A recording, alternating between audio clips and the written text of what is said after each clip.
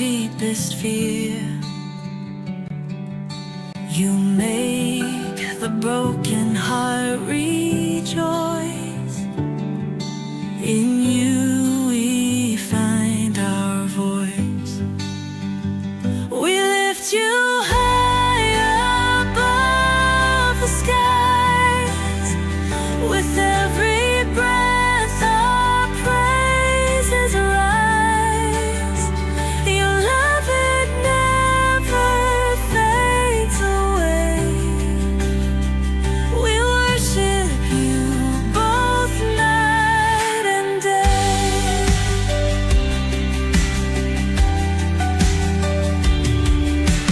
Chains are broken in your name.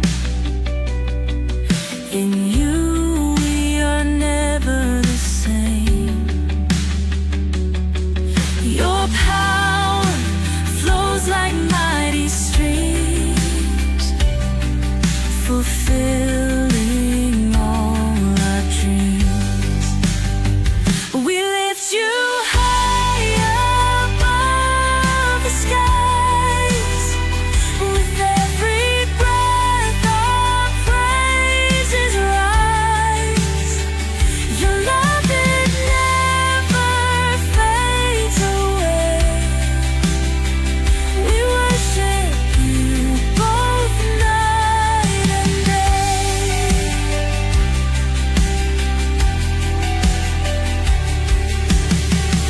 Your name is power, life, and peace. By your word our fears release. You are the hope that fills our soul. In you we find our goal.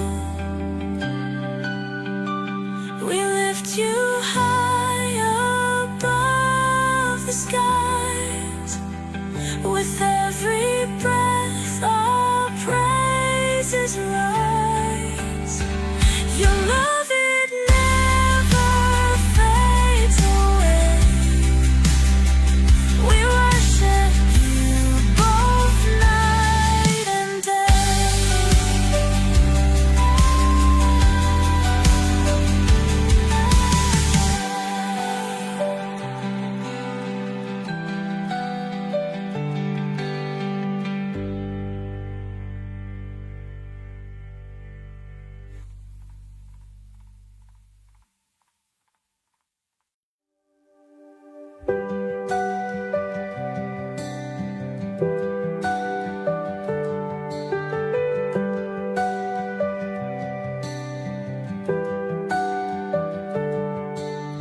Darkness fades when you are near. Your light breaks through our deepest fear. You make the broken heart rejoice. In you we find our voice. We lift you high above. In you we are never the same. Your power flows like mighty streams, fulfilling all our dreams. We lift you high above the skies. With every breath our praises rise. Your love, it never fades away. We worship you both night.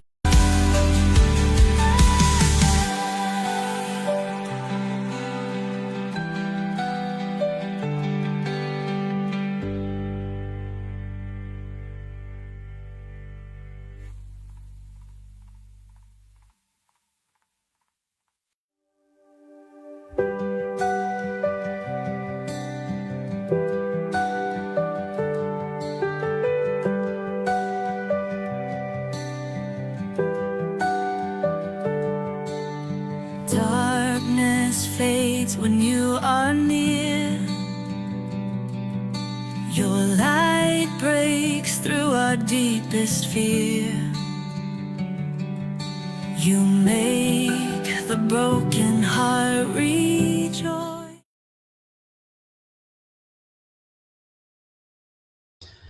Okay, magandang gabi po sa inyong lahat at advance para bukas no sa Christmas or sa ating pag-celebrate sa pagkasilang ng ating Panginoong Jesus sa 2000 way back 2000 years ago.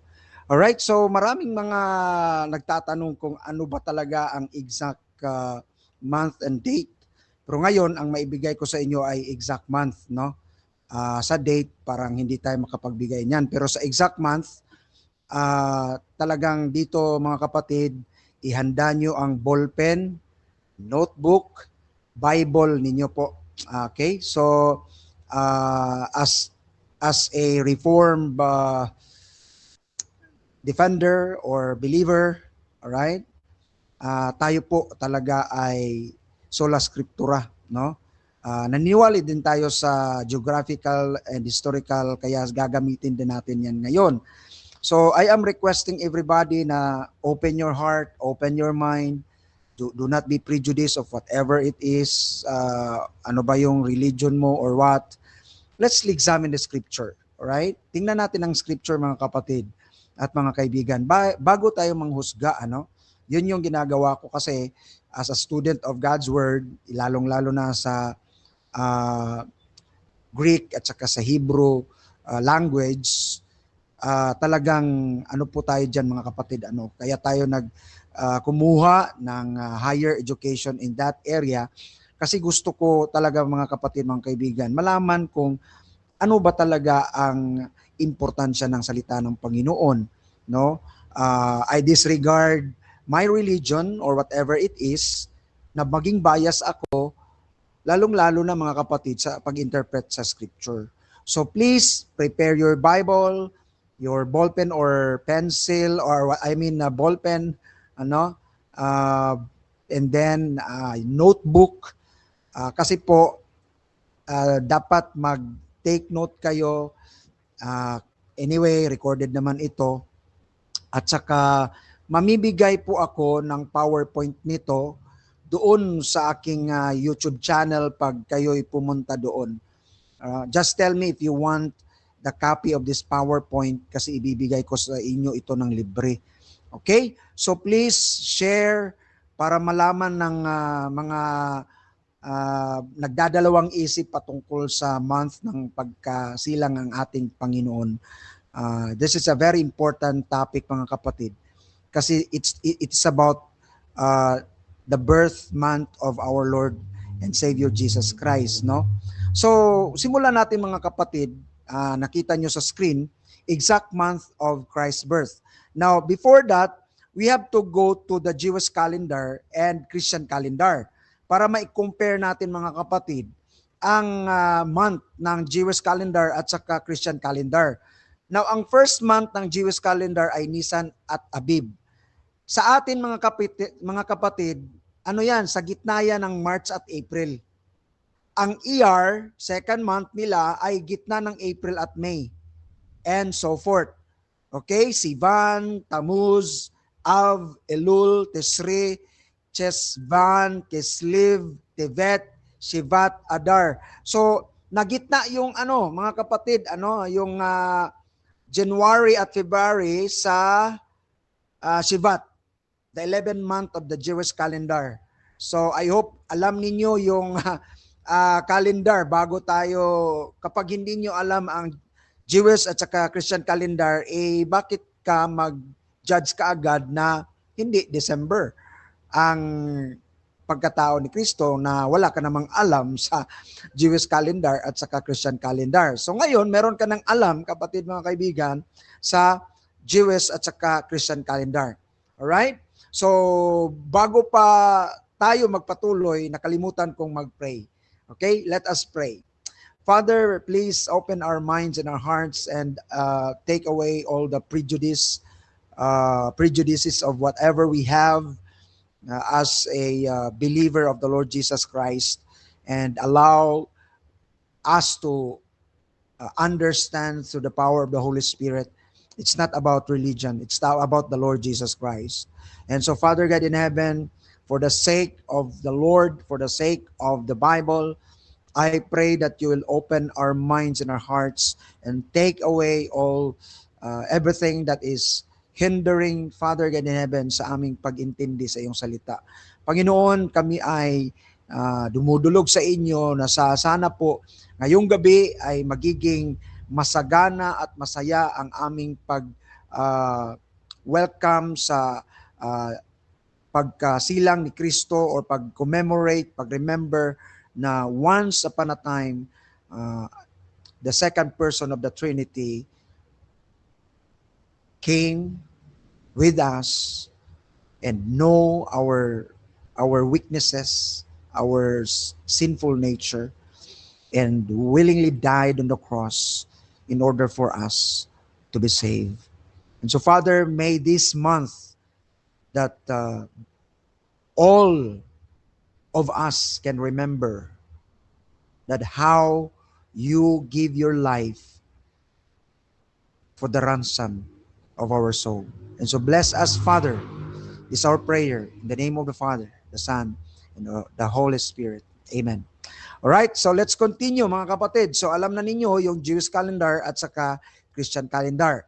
So sa kanila, 11 month, yun pa ang pagsimula natin ng January at saka February. No, nagitna yun mga kapatid. Now, let's have Luke chapter 1 as the basis, the clue of our topic tonight. Alright? Luke chapter 1, 5 to 45. Now, let me go to that passage here, mga kapatid, mga kaibigan. Alright? So, tandaan nyo ito, simula sa 5, there was in the days of Herod, the king of Judea, a certain priest named Zacharias of the course of Abaya. Kung meron kayong ballpen at papel dyan, ballpen at papel, isulat ninyo sa verse 5 ang pinaka-importante na ano ko dyan, nalagyan ko ng parang emphasis, Zacharias of the course of Abaya. That is very important. Of the course of Abaya, mga kapatid at mga kaibigan. Now, on the other side of the verse, sa 2 Chronicles, kasi importante din to, chapter 24, verse 10, huwag niyong kalimutan din dyan ang 8 to Abaya, the 8 to Abaya. Alright?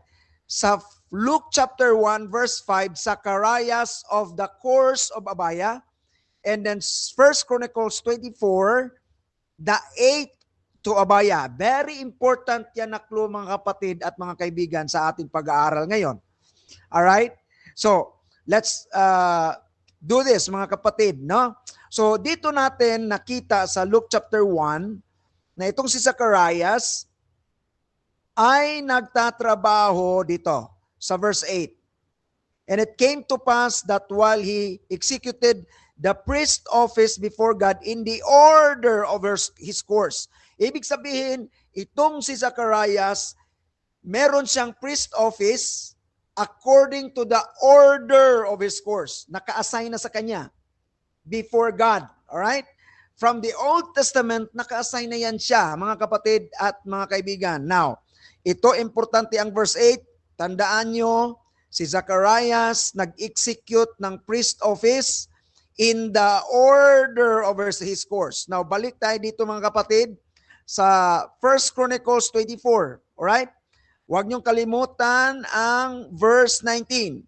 These were the orderings of them in the service to come into the house of the Lord according to their manner under Aaron their father, as the Lord God of Israel had commanded them. Ibig sabihin, doon sa 1 Chronicles 24, naka-assign na ang ordering of service according to their manner. Alright? Now, saan na-assign si Abaya ang kaniyang order ni Zacharias? Dito sa 8. Ayan 8 yan. Ayan, 8 Abaya. Partner sila kasi 24 yan sila lahat. Divide into 12. 1 and 2 partner, 2 and 3. So ang 7 at saka 8 partner yan sila, si Hakoz at saka si Abaya. So nasa 7th order. Tingnan natin yan mamaya mga kapatid at mga kaibigan. No? Excited na ba kayo? Bible itong aking kinumpare ha. Hindi ako nag-iimbento dito. Remember that I am a Reformed Baptist. I am a Reformed Baptist. We are very strict to the Sola Scriptura. And I do believe, mga kapatid, mga kaibigan, this is very important study. Alright? Now, nakita natin yung Luke chapter 1 at 1 Chronicles chapter 34. Alright? Now, after that, dito mga kapatid, but the angel of the Lord appeared to Zacharias, for thy prayer is heard, and thy wife Elizabeth shall bear a son, and thou shalt call his name John, right? John the Baptist, right? Now ngayon, listen to this. Dito mga kapatid, ayan, yung sa pag-uwi na mga kapatid, no? Ayan, ito. And after, and it came to pass that as soon as the days of his ministration, natapos ang kanyang trabaho, mga kapatid, were accomplished, he departed to his house, umuwi siya. Alright? After, ang sabi ng Panginoon, magkakaroon kayo ng anak ng iyong wife. After sa kanyang trabaho, 1 month kasi, ang trabaho niya, stay siya doon sa temple. After that, umuwi siya. And then listen to this in verse 24. After those days, hindi month ha, after those days. Hindi sinabi after those months. After how many months? No. After those days, his wife Elizabeth conceived. Pagkatapos pag-uwi. Alright? Meron pang study dyan. Pag ginalaw, after that, ginalaw, ovulation, and then sa studies ovulation, 14 days, ilan pang mga araw, magkakaroon na, mabuo na kung talagang nag-ovulate yung ating mga asawa. Alright? So alam ng mga mga kapatid at mga kaibigan. And then 5 months, mga kapatid, and then that's the Lord that deal with me in the days where He looked on me to take away my reproach among them. And alam natin na 6 months, okay? Ito yung mga clue mga kapatid, 6 months, the angel Gabriel was sent from God unto the city of Galilee, named Nazareth, to a virgin spouse, na alam natin mga kapatid na 6 months ang tanda, mas matanda si John ng 6 months kay Jesus Christ. Alright? Nabuntis yung asawa ni Zachariah, and then after 6 months, nagpa-reveal si Mary na naman, no? So, yan ang mga clue, mga kapatid. Now, balik tayo dito, mga kapatid. Balik tayo dito. All right. First clue. First clue, number 1. Elizabeth was 6 months pregnant when Mary received news about her conception. Klaro yan sa Bible. Klaro yan. Hindi mo yan madi-deny. Now, yun ang clue. Tanong, what month did Elizabeth conceive? Anong buwan? Hindi sinabi dyan, Pastor. The second clue is, days after the monthly schedule of Zacharias' ministry in the temple, Elizabeth got pregnant. Yun ang ating mga clue kasi. So, binigay ko na sa inyo kanina na what month na-assign si Zacharias. Kasi importante yun eh. Kasi that month, pagkatapos ng buwan na yon, umuwi si Zacharias. Days lang umuwi siya, then nabuntis, no? Si Elizabeth. Right? Nakuha ninyo, mga kapatid, mga kaibigan? So dapat makuha natin kung anong buwan. Anong buwan yun? Anong buwan yung schedule ni Zacharias sa ministry sa temple? Anong buwan? Kaya para dapat makuha natin yon, titingnan natin mga kapatid kung saan na-assign yung si Abaya. Kasi itong si Zacharias, after the order of Abaya ito eh. Sabi kanina, di ba mga kapatid, mga kaibigan? Now ngayon, nasa 1 Chronicles yan mga kapatid, chapter 24, 1 to 19. Basahin nyo yan. Alright? Basahin nyo please. Lagyan nyo dyan sa Bible ninyo. Pag binasa nyo yan, batangan nyo ng date para, ay, ito pala yung sinabi ni Pastor Midel. Alright? Now, ngayon, sabi dyan, mga kapatid, punta tayo dito. Ano ang JJ? Ito yung, balik tayo doon sa First Chronicles. Ayan, balik tayo dito ha. Ayan, ito. Si Aaron may anak, si Nadab at si Abiho, Eleazar at sa Itmar. Pero namatay si Abiho at Nadab at saka ang naiwan na lang si Eleazar at saka Itmar. Alam natin ang Aaron, yun sila ang priestly office, sila ang in charge doon eh. So sila yung mag-execute sa priest office.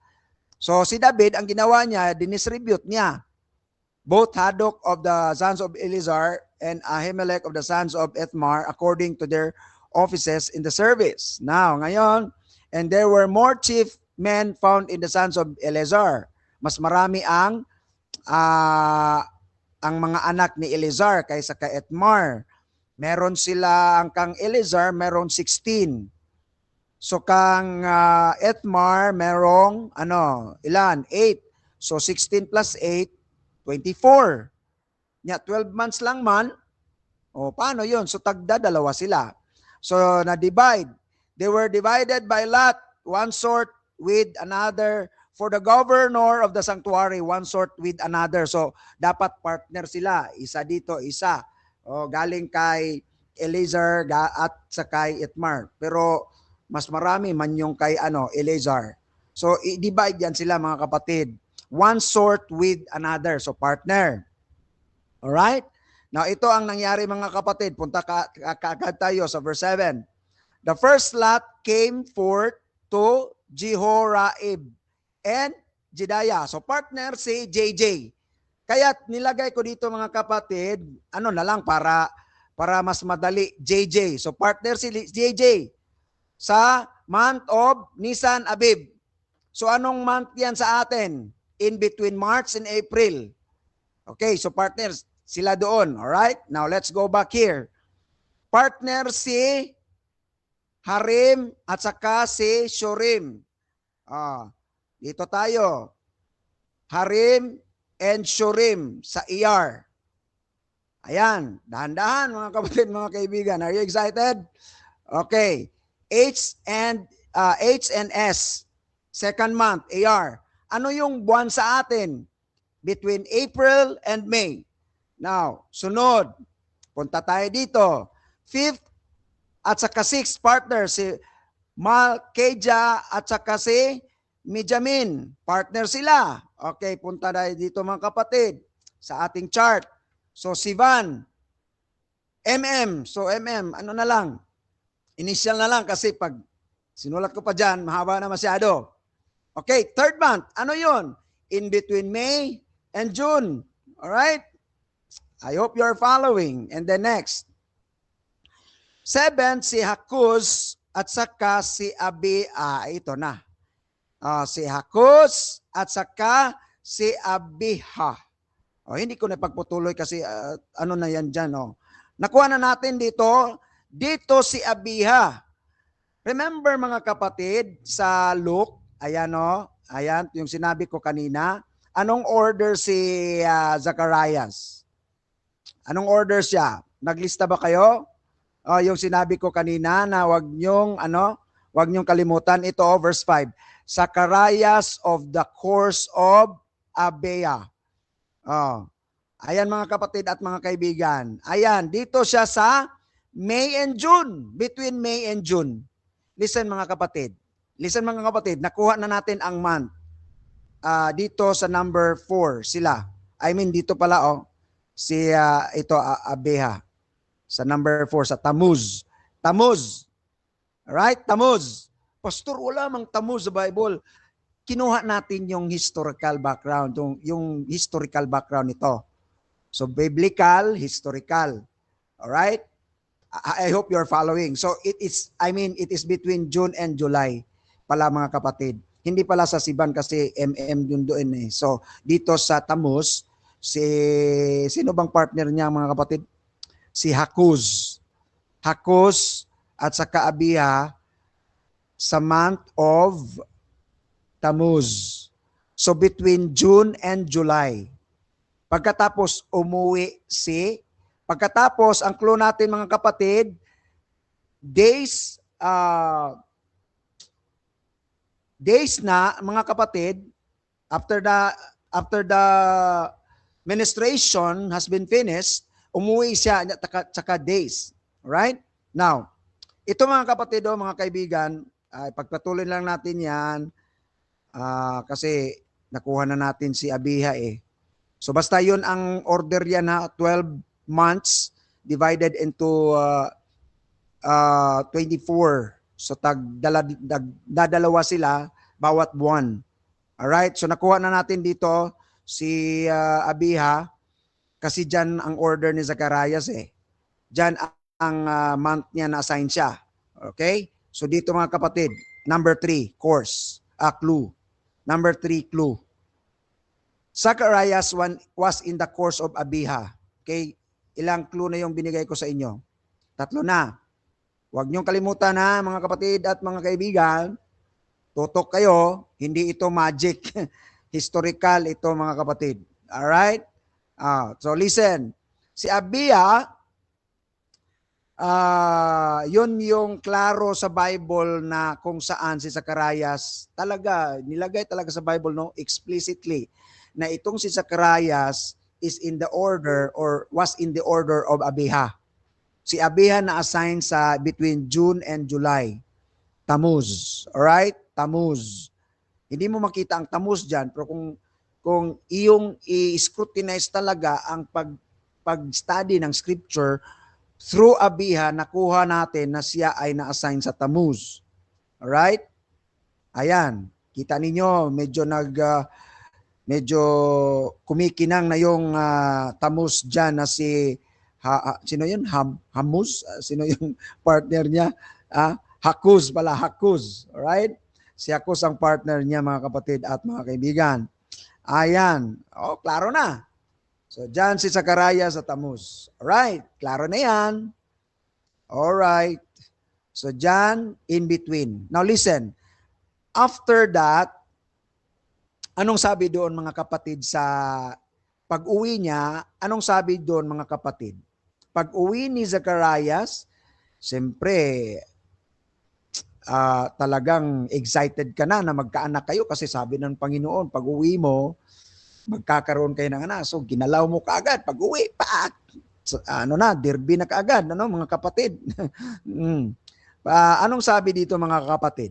Anong sabi dito sa 24? Sa 23, and it came to pass, as soon as the days of his ministration, Zacarias' ministration, were accomplished, he departed to his own house. Umuwi kagad, excited. And after those days lang mga kapatid, his wife Elizabeth conceived. Di ba mga kapatid, mga kaibigan? Ayan So kaya dito sa gitna, dito mga kapatid, teka lang ito, after those days. Ayan, after those days lang. Pagitan lang, those days lang kasi. So mga kapatid, dyan mga kapatid, makita natin na after those days, so count na tayo ng 6. Next clue. So dito si John the Baptist mga kapatid, sa August siya, mga kapatid, Elizabeth conceived dito sa August. August ang conception ni Elizabeth. Kuha ninyo. I-review ninyo mga kapatid yung sinabi ko. Comparison yan sa Luke chapter 1 at saka 1 Chronicles. Ang clue natin dyan, si Zacarias was in the course of Abiha, na si Abiha, mga kapatid, ay na-assign sa fourth month, Tammuz. After pag-uwi niya, birada kaagad. Tapos, after those days, boom! John the Baptist ando na sa sinapupunan ng kanyang ina na si Elizabeth. Alright? So, ano ang next clue? So, teka lang. Wait. So, bilang tayo ng 6. Klaro yun, mga kapatid. Napakaklaro na 6 na buwan eh. Bilang tayo ng 1, 2, 3, 4, 5, 6. February. February ang ika-6 na buwan. Nang si Mary ang nakatanggap ng just si Jesus Christ sa March. Di ba? Klaro man yun sa Bible, yung binasa natin kanina sa Luke chapter 1. So, kahit sinong scholar tanungin mo, 6 months yung agwat bago nag-conceive si Mary. So March si Mary nag-conceive. So, bilang tayo ng 9 months. Kasi normal naman yun si Jesus Christ, di ba? Kung hindi siya normal, ano yun? Mali yun. Dito tayo mga kapatid. 1, 2, 3, 4, 5, 6, 7, 8. Boom! 9 months. Di ba? So nakuha ko mga kapatid. Now ngayon, puntahan natin itong mga disagreement nila. Puntahan natin yan ngayon. Let's talk about that. Kasi di pwedeng hindi natin sagutin yung mga disagreement nila. Lalong-lalo na yung sinabi nila na ang shepherd.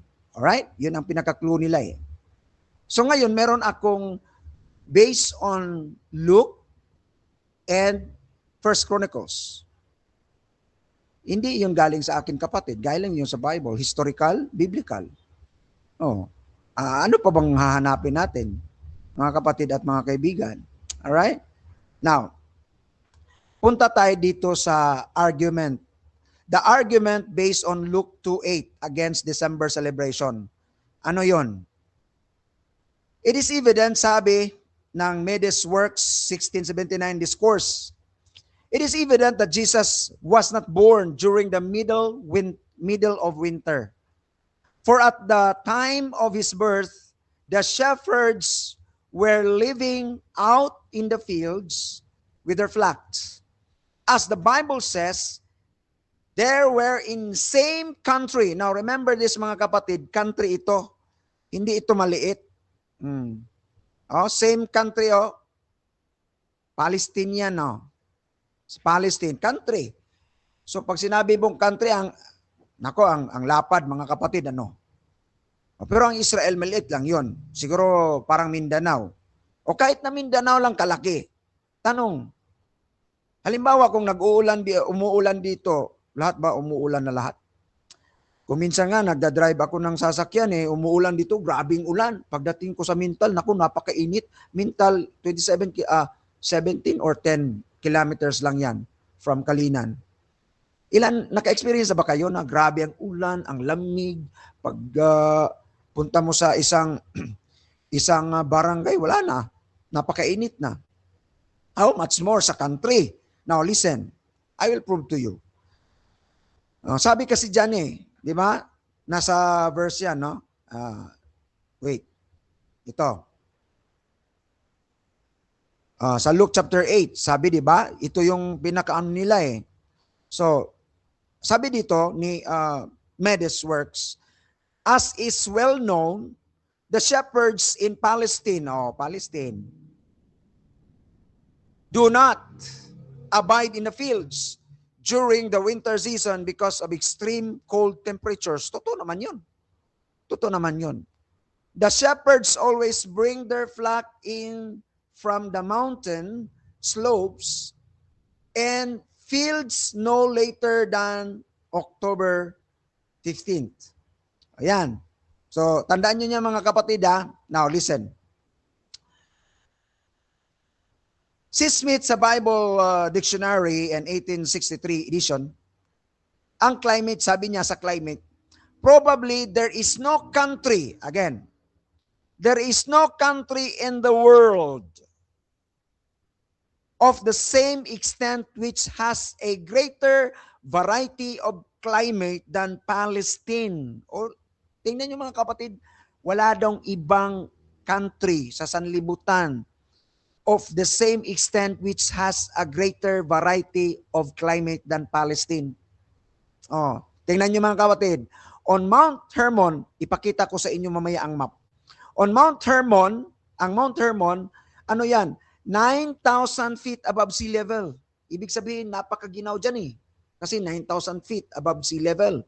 Ang snow dyan, 1 year. Kasi nga napakalamig, kasi 9,000 feet above sea level. There is what we call perpetual snow. Sa bandang Mount Hermon, kasi nga 9 feet above sea level, there is perpetual snow. 1 year yan, kasi nga malamig. From this, we descend successively pababa by the peaks of Bashan and Upper Galilee. There were the oak and pine forests. Sa Mount Hermon sa Palestine, sa country, nag-snow pa. Pero pagbaba mo na sa Bashan and Galilee, where the oak and pine flores na. Hindi naman mag-flores ang pine at oak during sa snow. Okay? To the hill of Judah and Samaria, pababa, where the vine and fig tree are at home.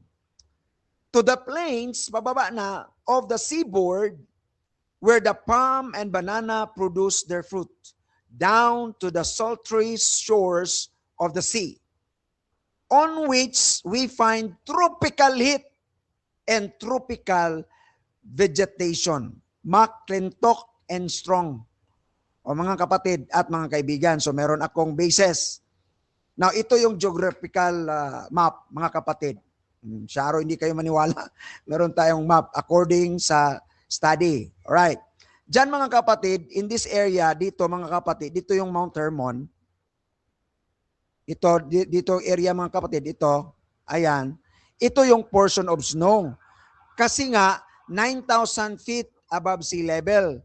O palaging snow yan. Pagbaba mo kapatid, galing Bashan, down to Judah, dito mga kapatid, Galilee, ayan, from Bashan, hanggang dito mga kapatid, portion of heat na yan. Alright? Now, saan pala isinilang si Kristo? Saan isinilang si Kristo? Dito sa Israel.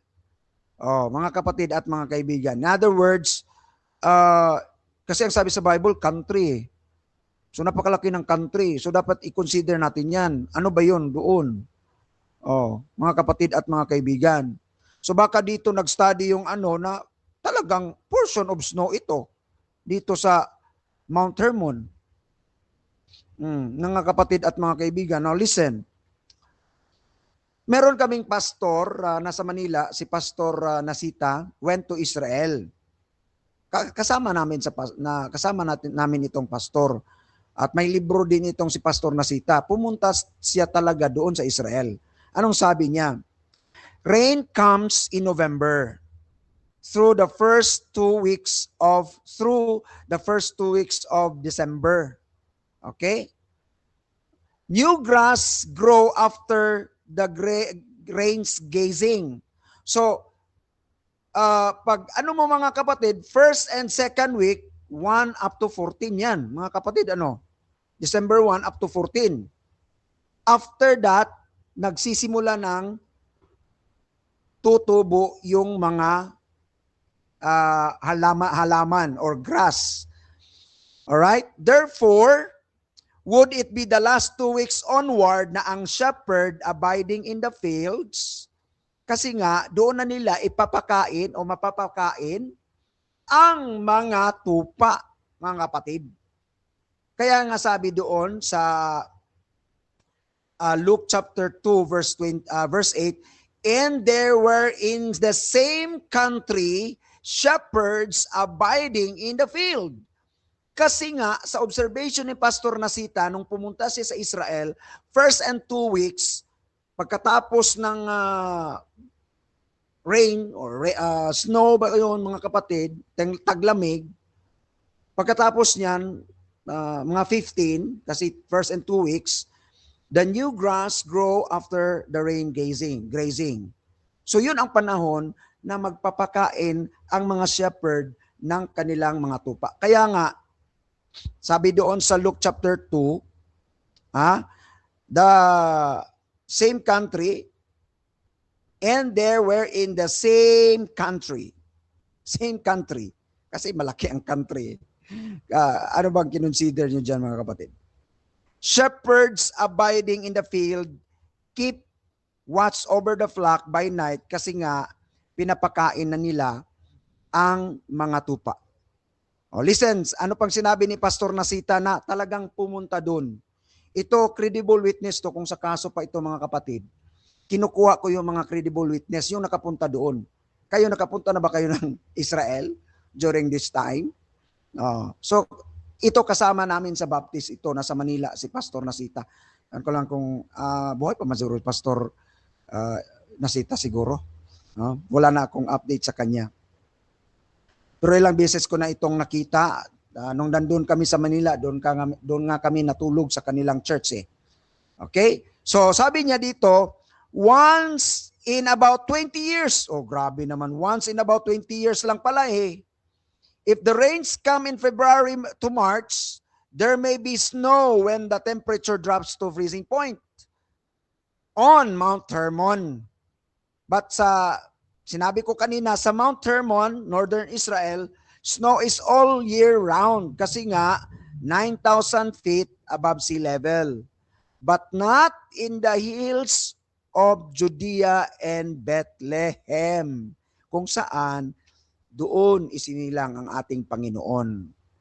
So we can refute that. Ang tanong ko, ma-refute nyo ba yung comparison study ko sa Luke at saka First Chronicles? Di ba, mga kapatid, mga kaibigan? Ito ang katotohanan, mga kapatid. Zechariah, yan ang katotohanan. Si Zechariah, after the course of Abaya, na-assign sa Tammuz, pag-uwi niya hanggang kinount natin, talagang December ang month kung saan si Kristo ay isinilang. Based on the comparative study of Luke chapter 1 and First Chronicles na sinabi ko kanina sa chapter 14, mga kapatid at mga kaibigan, at chapter 24. Ayan. So I hope you have your ball pens and your notebook. Now, ito ang tragic observations natin. Ito ang tragic observations. Kaya tinatawagan ko kayong nang ninira ng December, tinatawagan ko kayo, please, join with us. Kasi ito ang tragic observation. The unbelieving sector of America had already removed prayer. Bible reading, siguro ngayon, binabalik na. Pero during the time na sinulat ko to, yung preach, ang tagal ng panahon, preach ko to, mga kapatid. Matagal na masyadong panahon. Ewan ko lang kung na-remember pa ng mga members ko nang preach ko ito. During the time na ginawa ko itong mga kapatid, prayer, Bible reading, creation, and other Christian Judeo decors and holidays from public schools and places and activities ay unti-unting kinukuha na doon sa Amerika. Buti ngayon siguro unti-unti nang binabalik sa panahon ni Trump. Ito ang tragic observation. Bakit, ang tanong ko, bakit, mga kapatid, gusto nilang alisin? Now they have just replaced Merry Christmas with Happy Holidays. Christmas tree with holiday tree. Instead, ang Halloween, ang tribal practices, ang Islamic, Hindu, Buddhist celebrations are more tolerated than Christmas season. Bakit hindi nila inaalis yun? Bakit sa atin lang? Bakit ang Christmas magiging Xmas? Bakit ang Christmas holiday nagiging Merry Christmas nagiging Happy Holidays? Bakit yung ibang practices sa Halloween, sa tribal practices, sa Islamic, sa Hindu, Buddhist, bakit hindi nila ginagalaw? Yan ang tanong. Bakit tayo mga Kristiyano, naniniwala kay Kristo, bakit tinutulungan nyo kami na alisin yan at kinukutsa ninyo? Mga demonyo daw ang nag-celebrate sa Christmas, kahit mga Kristiyano yan sila, naniwala kay Kristo. Bakit ganon? Mga kapatid, mga kaibigan, ito. there are some Baptists, baka Calvinist pang iba nito. Some Baptist groups want to join with the unbelievers, with the cults, in removing the only event of the world about the commemorating the incarnation of God to save us from sin. I am calling my colleagues in Baptist churches, bakit? Kung merong sa Calvinist dito, I am dismayed. Kung merong mga reform na naninira dito, I am dismayed. I am calling you. Join with us in commemorating the incarnation of God to save us from sin. This is the only time. Even China, maybe Hong Kong, don't believe Jesus, but they have decorations. They celebrate Christmas. Oh, bakit kayo nagagalit? Bakit ninyo kinakantsawan kami? Oh, pero tumatanggap naman ng bonus. Na-enjoy naman nila. Ano ba 'yon? No. I am dismayed with some Baptists. I am so dismayed. Mga kapatid at mga kaibigan. Now, their argument, because it is being introduced, practiced to us by pagan. No. Why not remove Saturday? Taken from the god of Saturn. Ito mga kapatid, no, may narinig akong SDA. Sabi, si Ellen G. White ay nagse-celebrate ng Christmas. Kahit na sinabi ng iba, pagano ang nag-imbento ng Christmas. Kung ganon, i-remove na rin ninyo ang Saturday. Oh. Sunday, taken from the God of Sun. Oh, bakit? Ano daw? Oh, galit yung mga SDA sa atin, di ba? Sunday. Kasi daw, yun ang ano ng pagan. Ano yung Saturday? Hindi ba yun sa pagan? Halos lahat ng araw ata pinangalan sa pagan eh.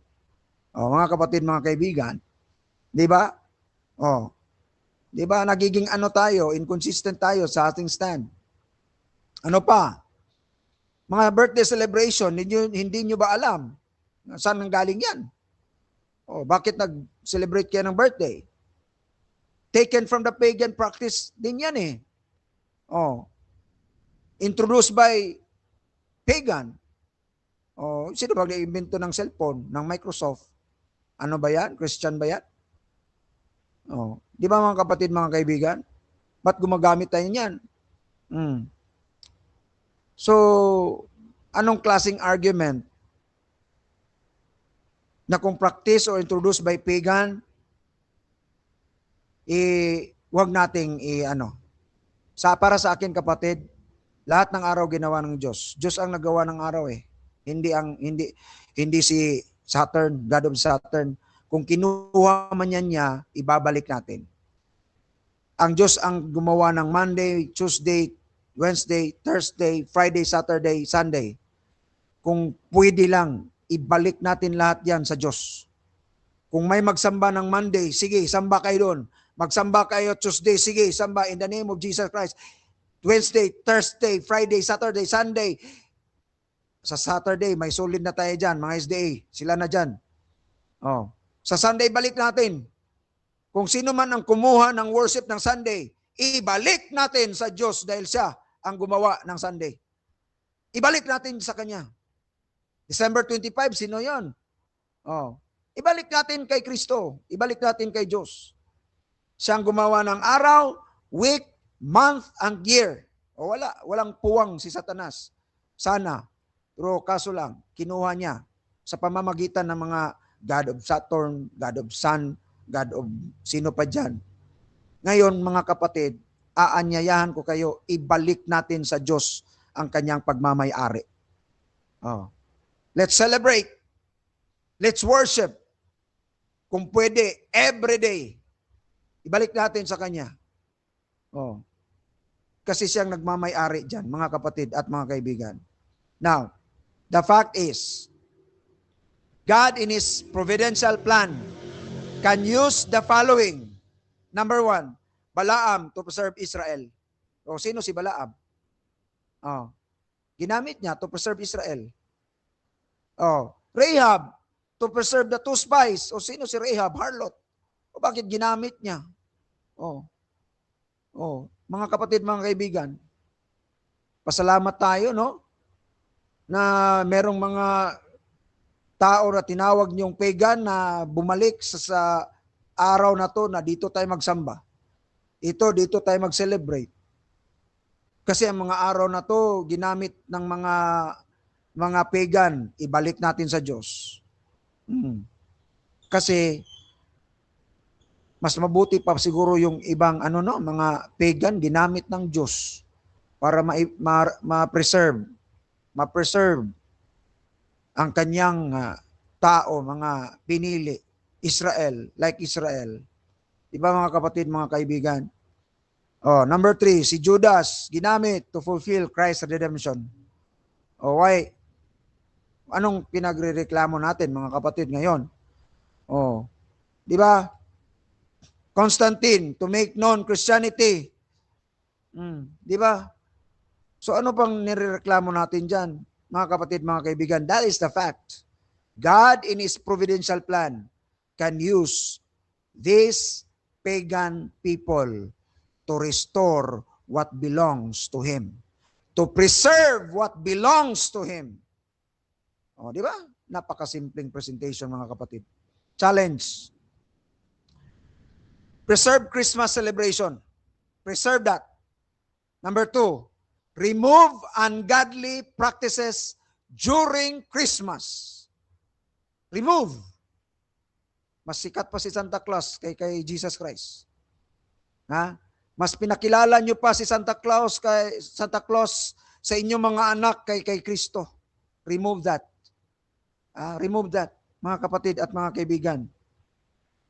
Commit your life to Christ and share the gospel, the salvation that once upon a time, the second person of the Trinity, the Lord Jesus Christ,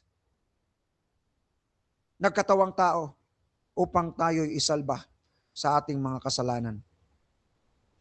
Commit your life today. Bukas, December 25, hindi na natin alam anong mangyari sa 2026. Alam niyo, mga kapatid, ito yung mga napaka ng December Bukas, December 25. O ito, doon sa Sri Lanka, nag-tsunami. Anong araw yun? Anong buwan yun sa Sri Lanka? Tsunami. Di ba may history na binagbawalan ang lahat ng Kristiyano na mag-celebrate ng Christmas kay Christ sa baba. So anong ginawa ng mga Kristiyano? Doon sila sa bundok. Pumunta sila sa bundok kasi pinagbawalan sila doon sa Sri Lanka. O ginamit pala yon para masalba sila. Nag-tsunami. Patay lahat ang nasa ubos sa baba. Ang yung mga Christian na nag-celebrate doon sa bundok ay nasalba. 'Di ba? Sendong, anong day 'yon? Ang Sendong, December 25. Ang Pablo, anong day 'yon? December 25. Anong message? Bukas, December 25. Mga kapatid at mga kaibigan. Oh. Message 'yan. Now, I have presented to you biblical, historical, geographical. What is lacking in my presentation? Bakit hindi kayo maniniwala? Mga kapatid at mga kaibigan, I hope this lesson will give us more challenge to dig deeper to the Word of God, to study the Word of God more deeper. Mga kapatid at mga kaibigan. Kaya sabi ko kay Rasha, Brad, pwede bang mag-podcast tayo ngayon? Kasi nakita ko kaagad yung file ko. Kasi ang tagal na nito, mga kapatid, siguro way back, mga 15 years ago, bago ko ito na-presentar. 15 years or 10 years ago. So, hinalukay ko yung files ko sa PowerPoint. Grabe ang Panginoon. Na ano ko kaagad yung PowerPoint kasi ang dami na kapatid, ang daming files ko ng PowerPoint kaya ipamimigay ko tong mga PowerPoints ko kasi I started making PowerPoint siguro mga more than 17 years ago when I started to work here in Kanlinan. PowerPoint talaga yung hilig ko mga kapatid. PowerPoint talaga. So, ang dami na. So, grabe ang ano ng Panginoon. Lord, hahanapin ko yun. Nako, saan na yun? Anong title nun? Nung pagbukas ko sa, ang daming files kasi, nung binuksan ko yung isang files, bumulagta kaagad yung ano, yung PowerPoint dito. Lord, thank you so much. I cannot wait for Sunday. Kasi 25 na tomorrow. So, I have to challenge the people. Mga kapatid, mga kaibigan. So nakita ko kaagad at sabi ko, thank you Lord. So tinawagan ko sa Brother Rasha, sabi ko, bro, can I have podcast tonight? Sabi niya, oo naman, Pastor. Sige, so walang ano, ako lang siguro ngayon eh. Ako lang siguro ngayon. So nagpapasalamat ako sa Panginoong Diyos na binigyan ako ng pagkakataon dito sa Rasha TV na maipaliwanag biblically comparison, biblical comparison sa Old Testament at sa New Testament, the Luke chapter 1 and 1 Chronicles 24 para makita natin yung clue. So, at saka yung mga challenges about December. At saka ang pinaka-challenge, ibalik natin sa Panginoon ang nagmamay-ari ng lahat ng araw, lahat ng week at lahat ng month at lahat ng year sa Kanya ito, ibalik natin sa Kanya. Ibalik natin sa Kanya kasi siya ang nagmamay-ari nito. So, yun lang mga kapatid at mga kaibigan. Punta tayo sa Psalm 46, 9-10. Psalm 46, 9-10. This is the last verse. Psalm 46, 9-10. Psalm 46, 9-10. Sabi niya, come, behold the works of the Lord. What desolations He hath made in the earth. Ang Diyos ang gagawa niyan, mga kapatid, to remind us. What desolations He hath made in the earth. He maketh wars to cease unto the end of the earth. He breaketh the bow and cutteth the spear in asunder, bow, and cutteth the spear in asunder. He burneth the chariot in the fire. Di ba? Ang Diyos gumawa ng lahat ng yan. There is a meaning to it. Sabi niya, be still and know that I am God. I will be exalted among the heathen. I will be exalted in the earth. Just imagine, I will be exalted among the heathen. Ano yung heathen? Hindi niya tao to. Mga pagan to, mga kapatid. Kaya sabi niya, be still and know that I am God. Siya yung naggawa ng desolation. He maketh wars to cease. So ayan mga kapatid at mga kaibigan, di ba? So, anong sabi niya? Be still and know that I am God. So I hope and pray that the lessons that we have tonight will give us a great awakening. Let's celebrate the birth month of the Lord Jesus Christ during December. Kasi ito yung binigay sa atin eh. Ano ba yan? Tsamba lang ba yan? Hindi. God's providential plan yan. Plano ng Panginoon yan eh.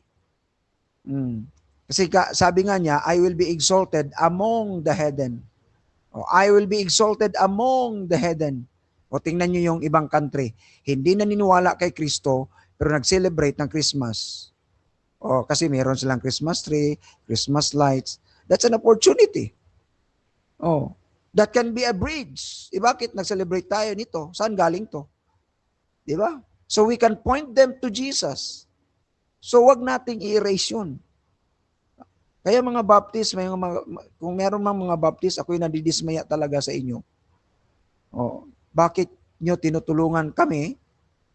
Pagtutulungan, may ano pa nga, may membro pa nga siguro ako na lumipat sa isang pastor, pagdating niya doon, sinabi na na ang Christmas ay pagan kay Satanas. E di pag-uwi ng member ko dito, anong tingin niya sa akin? Si Satanas. Oh. Wala namang presentation, kagaya ng sinabi ko dito. Di ba? So, bakit ganon? Ako'y nadidismaya talaga. Pero, sige lang. It's time for me to tell you the truth. Oh, so kung meron kayong comparative study dyan, sige, ipakita nyo. Right? So yun lang, at meron tayong 5 minutes for question and answer. Yun lang ang aking sasabihin. Back to you, Russia. Thank you very much. So question dito, Pastor. Question dito is, Hi Pastor, sabi ni Johanna, totoo po ba ang December 25 ay maraming pagan na kasabay na celebration? Yes, as far as I know, sinabi ko na siguro yun sa isang podcast ko, no? Nakalimutan ko lang. Yes, marami. Marami. Isang dyan, sino yun? Nakalimutan ko. No? So, you can research it. Maraming nakaano dyan. Pero, ibig kong sabihin dito mga kapatid, ibalik natin sa Diyos yun kasi inagaw lang niya. Oh. So, tulungan nyo kami ibalik yun. Huwag nyo kaming tulungan na kunin yun kasi sa Bisaya pa, musikat na noon to. Oh, ipasikat natin ang ating Panginoon.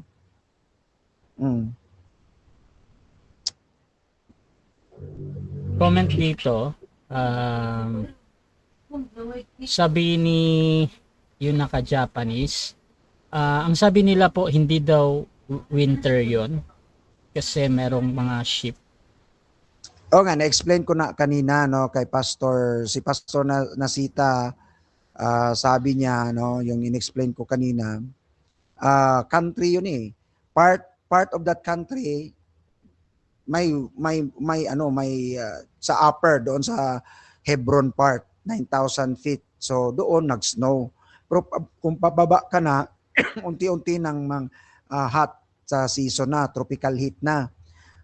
So nakita natin sa mapa kanina na si Jesus Christ hindi naman doon sa Mount Hebron o malapit sa Mount Hebron. Doon siya sa Bethlehem sa Judea, no? At saka sabi ni Pastor Nasita na nakapunta doon sa Israel, na-observe niya talaga na not in the hills of Judea and Jerusalem ang yung sinasabi nila. Oh. So ang Luke chapter 2 kapatid, no? Misinterpretation. At saka kulang sa pag-study. Kasi ang laki ng country. Kung minsan nga sa inyo umuulan siguro sa kabilang baryo ang init, no? So hindi mo talaga maano ang season. Kapag nagbe-base ka sa season, para na rin sinabi mo na yung para kang pariseo nagbe-base sa season. Base tayo sa Bible. Mag-base tayo sa Bible. 1 Chronicles at saka Luke chapter 1. Question dito, sabi nito, which astronomical events mentioned or inferred in scripture have been linked to estimating the time of Jesus' birth?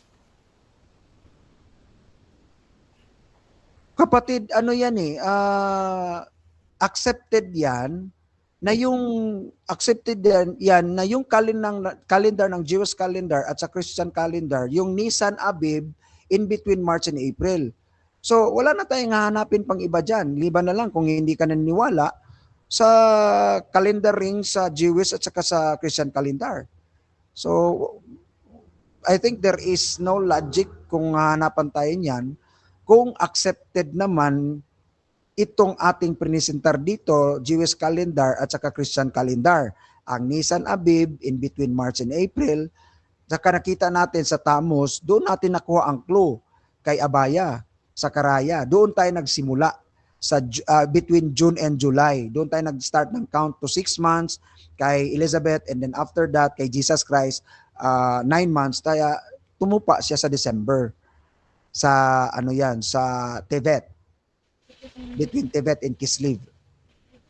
Okay. Question dito, paano nyo po na-sure yung 9 months kung pwede naman manganak ng premature?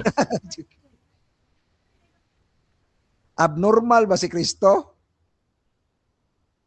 Yun ang ano lang, sagutin mo lang. Kasi abnormal yung 8-7 months na pagkatao. So kung abnormal si Kristo, nako, malaking problema ng ating theology dyan.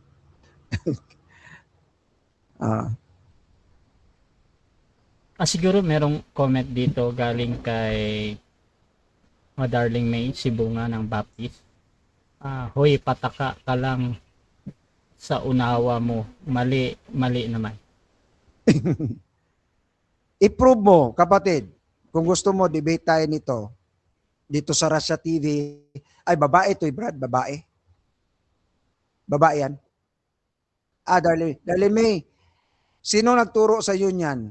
Sabihin mo, mag-debate kami kay Russia sa i-argue niya, i-against niya yung ano, yung pinisentar ko dito na biblical comparison sa Luke at saka sa Ay, member. Pastor Ray yan. Sige. Gusto mo dito? Gusto mo ano tayo? Sa biblical comparison tayo. Yan ang problema. Yan ang problema talaga.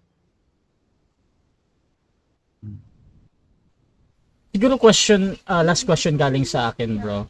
Ang question ko, bro, parang naano kasi ako doon sa astronomical na question kanina. Meron kasing sumusunod na star, yung sinasabi. Kasi meron ka din bang research patungkol doon? Yung meron bang parang historical yun na may event na merong star na sumusunod na gano'n? Or kung ano man yung star na yun? Wala pa akong kompleto dyan, Brad. Siguro next time we can talk about that. Kasi yung focus ko dito sa presentation, yung talaga, yung comparison. Yung makuha natin yung ni Zachariah, kung saang order siya, kang Abeya. Yun talagang nakafocus ako doon. Pero, di ba kung may star, hindi walang dyan snow. Parang walang ulan, di ba? Pag may star.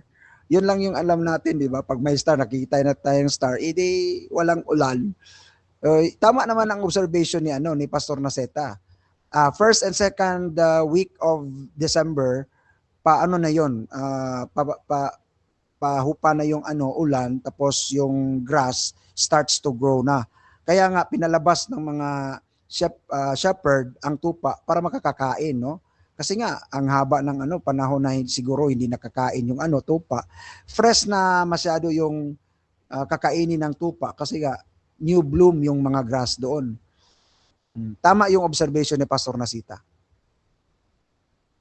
Siguro second question ko, bro. Let's say December talaga. Now, how about date naman, yung 25?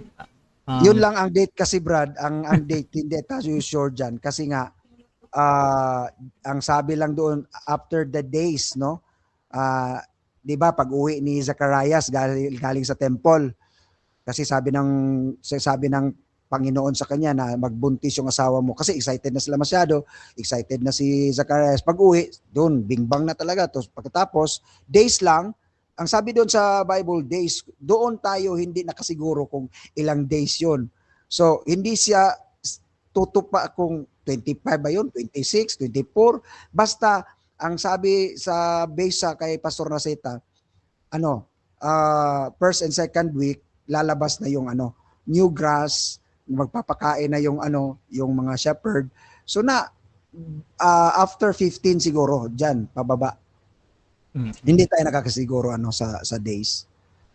Pero yung bro, do you consider also the 25 na for example ngayon, naghahanda ba yung mga reform parang same din sa iba talaga na 25? Ako i-sure ko pa yan, Brad, no? Pero siguro nasa mga 20 to 25 yan ganon.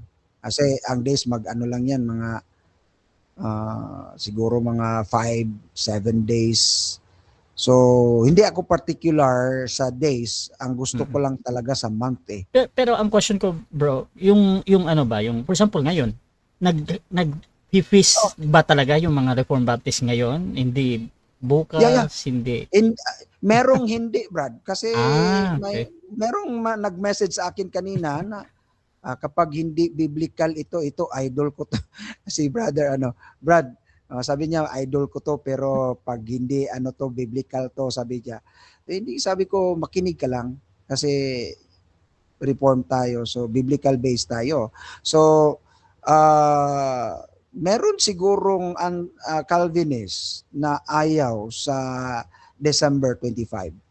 Pero I don't know kung nag-celebrate sila, pero I make it inconsistent kung na hindi kayo nag-celebrate pero kumakain naman kayo ng mga dyan, tumatanggap ng bonus, nag-enjoy naman kayo sa mga naibigay ng Christmas, no? Parang ang hiya na lang siguro ang gagalaw sa kanila kung ayaw nila ng Christmas pero sa Christmas bonus at sa Christmas gift pwede naman sila. So hindi ko malunok ang ganong mga klaseng inconsistencies.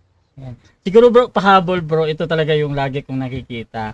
Yung na-report ni Kim Atienza doon sa news about doon sa December 25 kasi ito yung laging pinopost pag nagpo-post tayo ng parang December 25 ganito. How you react doon sa yung sinabi ni Kuya Kim na ganun nga? Yeah, narinig ko yun, Brad, no. Tiningnan ko, wala siyang comparative study sa scripture. At saka hindi niya kinuha yung buwan ng kung saan na-assign si Zachariah.